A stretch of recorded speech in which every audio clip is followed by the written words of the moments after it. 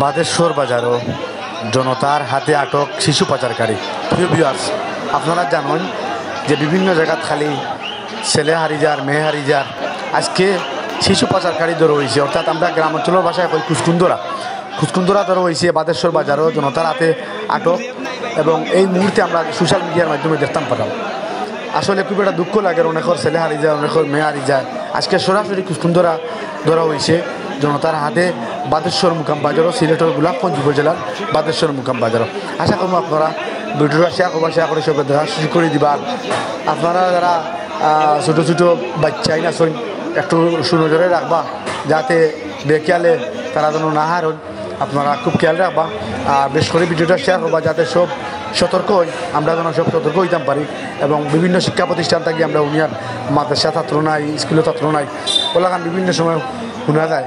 যাই হোক, আজকে শিশু পাচারকারী ধরে হয়েছে বাদেশ্বর মুকাম বাজারও। আমরা খুব খুশি হয়েছি দেখিয়া আর শেয়ার করবা বেশ করি।